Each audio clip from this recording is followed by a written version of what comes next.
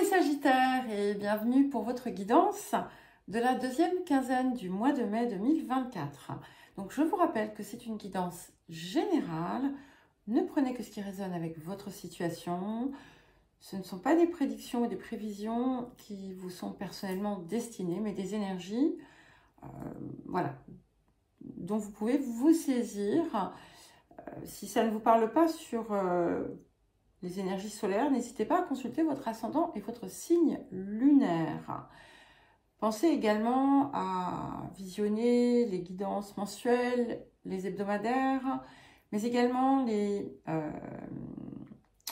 guidances autour de la rétrogradation de Pluton, donc qui va du 2 mai au 12 octobre, et puis les messages lunaires.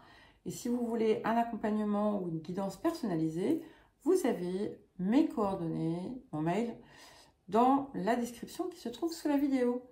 Alors, nous allons commencer par les énergies actives de la période. Alors, on est sur une phase de changement ici, et où vous avez la possibilité finalement de, dans quelque sorte, inverser une tendance, de partir sur des bases un peu différentes. Il y a comme un nouveau voyage, un nouveau départ qui se prend. Et certains et certaines, vous pourriez avoir la possibilité d'optimiser vos ressources personnelles, d'en tirer quelque chose, des choses que vous maîtrisez très bien, qui vous paraissent tellement naturelles en fait que voilà, y a rien de, ça ne vous paraît pas extraordinaire. Et pourtant, pour certains, vous avez déjà commencé à, il y a une idée qui a pu germer. En tout cas, c'est que ce soit quelque chose de monétisable ou non, hein, c'est pas, peu importe ici, c'est très bien si ça l'est parce que ça va effectivement porter des fruits, mais quel que soit en fait l'objectif recherché, il va vous apporter une forme de gratification, d'accord ? Pour d'autres, vous avez pu avoir comme ça une idée qui a germé au cours d'un voyage. Il y a l'idée de peut-être de commencer aussi à préparer un nouveau, un changement de lieu de vie pour certains, ou pour d'autres, vous avez pu effectivement le réaliser récemment avec beaucoup d'espoir autour d'une transformation. Il y a quelque chose d'assez central ici en lien avec un partenariat, un accord, un contrat, une union. Et il y a cette idée de ça passe ou ça casse. Alors vous avez peut-être ressenti ou vécu une perte autour de ça, mais il y a la possibilité justement de rétablir la situation ou justement d'avoir autre chose qui viendra remplacer ce qui est. Ce que l'on voit, c'est que aussi ce nouveau départ que vous prenez, quel qu'il soit, que ce soit un départ physique, géographique, que ce soit un nouveau projet, un nouveau chemin de vie, cela vous permet finalement de retrouver quelque chose que vous aviez perdu.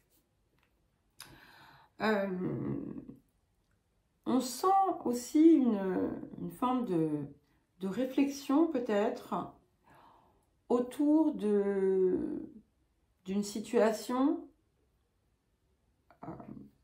quelconque, voilà, qui peut être différente pour chacun, pour chacune, où vous avez qui n'a pas abouti. Voilà. Alors ça peut être récent, ça peut être ancien, peu importe. C'est quelque chose qui vous a d'ailleurs blessé, peut-être, qui a pu vous piquer votre ego, votre orgueil, votre confiance aussi, un petit peu. Ça a pu vous sembler injuste, mais c'était pas forcément tout à fait faux ou déraisonnable. Et on vous invite à regarder comment vous pouvez justement repartir autrement. Il y avait quelque chose qui n'était pas non plus tout à fait, alors je veux dire le mot sincère, mais ça peut être pur, ça peut être... c'est au niveau de l'intention. Et d'ailleurs, il y a peut-être des choses qui vous ont amené à faire des erreurs en raison des intentions derrière vos projets. C'est pas que, comment dire, que c'était faux ou totalement mal dirigé, mais il y avait quelque chose dedans qu'il convient de modifier. Et ce que l'on voit, c'est que vous allez aborder un projet, une situation, peu importe, hein, peut-être quelque chose qui a pu causer d'ailleurs comme une rupture ou une fin possible. Vous allez l'aborder d'une façon différente et ça va vous réussir. Et ce qui est important ici, ce qui compte en fait, c'est que quelque chose qui n'a pas abouti par le passé va avoir l'opportunité cette fois-ci de réussir. On a quelque chose qui se transforme et jusqu'à présent, tout ce qui était bloqué va comme, j'allais dire comme par enchantement, se débloquer. J'ai toujours l'eau qui revient ici et j'ai aussi, et ça c'est important parce que ça revient de façon quasi systématique, cette réunion avec votre part spirituelle, avec votre moi supérieur. Vous allez aussi pouvoir constater qu'il y a des choses qui se rééquilibrent, qui se réajustent. Ce qui a pu vous sembler injuste par le passé va prendre une autre tournure et vous allez finalement, du fait de ce changement de perspective ou d'approche, eh bien, vous allez en quelque sorte réussir finalement tout ce que vous entreprenez. Alors, le défi de la période. Ok, donc nous avons la carte de la progression, d'accord, la carte 35. Donc, ça vous invite à persévérer dans vos projets, dans tout type de projet, hein, tout type de situation, si ça vous paraît important. Ce qui est important, c'est ça, c'est la pureté de l'intention, en fait. Et je vous lis le petit conseil, le petit message, en fait, qui est en haut de cette carte. La pureté et la clarté ne doivent pas se ternir au contact de la matière. Donc, en fait, c'est un petit peu, quelque part, un garde-fou pour s'assurer que vous restez finalement dans votre pureté d'intention, dans vos principes les plus élevés, en quelque sorte. Et ça vous pousse aussi, effectivement, à persévérer dans la direction que vous voulez, même si vous rencontrez parfois des obstacles ou des incompréhensions. Vous pourriez avoir un soutien à un moment donné qui va être important. Alors, le point de transformation, de guérison, de libération. Ok, nous avons la carte 15, donc c'est le foyer.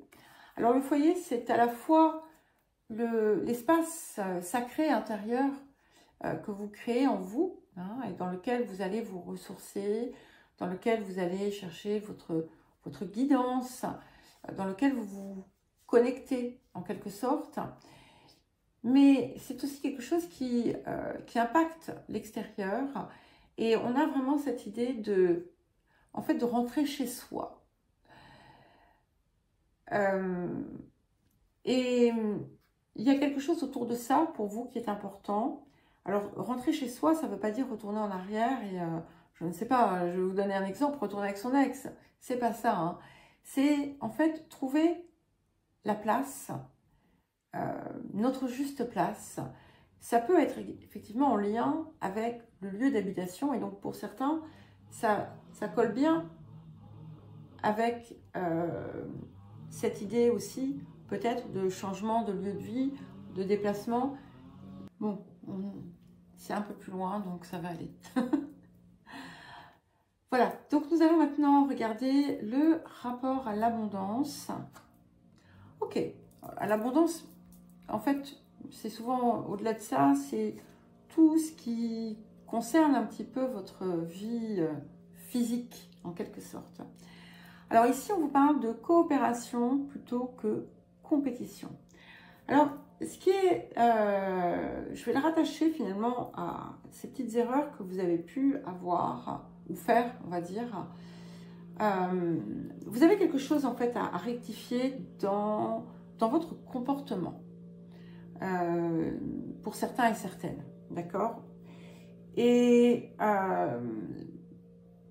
parce qu'il y a quelque chose qui, comment dire, qui peut parfois venir vous chatouiller et créer finalement une peur de pas assez, ou qu'on vous prenne ce que vous avez, ou que l'on vous surpasse, ou voilà, toute autre chose qui finalement crée une forme de compétition ou de rivalité. Et en réalité, ce n'est pas nécessaire. Ce n'est pas nécessaire parce que vous avez votre place, vous aussi. Et voilà, tout ce que vous souhaitez finalement est là pour être reçu, en quelque sorte. Ça peut aussi indiquer que finalement, si vous craignez de ne pas pouvoir réussir seul, une forme de coopération peut vous aider dans un projet. En tout cas, d'une façon plus large, c'est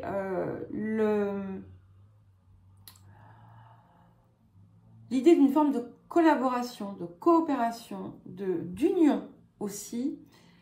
Et peut-être que vous êtes aussi, pour d'autres, vous avez pu vous convaincre que vous étiez mieux seul. Et en réalité, vous avez à présent cette envie, ce besoin peut-être de partage. Voilà. Et ça, c'est quelque chose qu'on vous invite finalement aussi à mettre en place.